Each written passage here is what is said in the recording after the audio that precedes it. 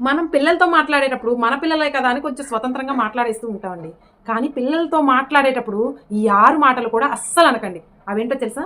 అందులో నంబర్ 1, "అరే నీ వల్ల కాదులేరా వదిలేయ్. నీకు చేత కాదు అన్నా కదా వదిలేసేయ్" అంటూ కోపంలో, చిరాకులో మనమే పిల్లల్ని అంటూ ఉంటామండి. ఇలా అనటం వల్ల పిల్లల్లో కాన్ఫిడెన్స్ లెవెల్ తగ్గిపోయి ఆటోమేటిక్‌గా అసలు ప్రయత్నం చేయటమే మానేస్తారు. మరి దానికి బదులుగా ఆ టైంలో మనం ఏమనాలో తెలుసా?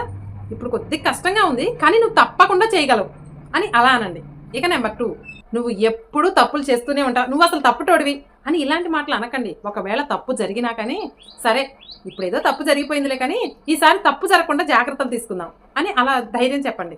ఇక నంబర్ 3, ఎప్పుడూ కూడా పిల్లల్ని వాళ్ళతో వీళ్ళతో పోల్చి తక్కువగా చూడకండి. ఇలా చూడటం వల్ల ఇంక నేను ఇంతేనేమో, ఇంక నాకు సామర్థ్యం లేదేమో అని వాళ్ళు ఫిక్స్ అయిపోతారు. అలా కాకుండా వాళ్ళకంటే కూడా నీకు టాలెంట్ ఎక్కువగా ఉంది, నువ్వు చెయ్యగలవు అంటూ ఇలా చెప్పండి. ఇక నంబర్ 4, "నోరు మూసుకో నీకేం తెలీదు" అంటూ పిల్లలు చెప్పేదాన్ని కూడా ఆపేస్తూ ఉంటాం మన మీద కోపంలో, చిరాకులో ఉండి.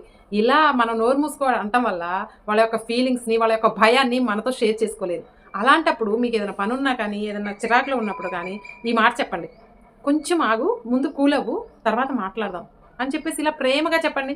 ఇక నంబర్ 5, ఆపు ఎప్పుడు ఏడుస్తూనే ఉంటావు ఛీ" అంటూ ఏడ్చే పిల్లల్ని ఆపకండి.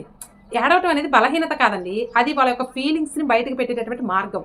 ఒకవేళ అలా ఏడుస్తూ ఉంటే పక్కన కూర్చొని భుజం మీద చెయ్యి వేసి, "ఏం జరిగింది చెప్పు, నేను వింటున్నాను కదా, నాకు చెప్పు" అని అన్నారనుకోండి, వాళ్ళు చెప్పుకోవటంలో ఆ బాధ పోతుంది, ఏడవరు.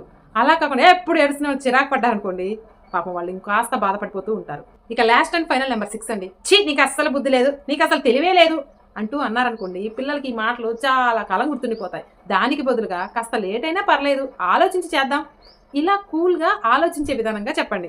కాబట్టి పిల్లలతో మాట్లాడేటప్పుడు మన పిల్లలే కదా అని స్వతంత్రంగా, కోపంలో, చిరాకు ఏదో అనేసి తర్వాత సారీ చెప్పేసి ప్రేమగా దగ్గర తీసుకోవటం వల్ల ఏమీ మారవండి. పిల్లలకి మైండ్‌లో బాగా ఫిక్స్ అయిపోతాయి. కాబట్టి జాగ్రత్తగా తల్లిదండ్రులే కాస్త ఓపికగా ఈ 6 మాటలు పిల్లల దగ్గర అనకుండా ఉండండి. పిల్లలు చాలా ధైర్యంగా, కాన్ఫిడెంట్‌గా పెరుగుతారు. ఓకేనా?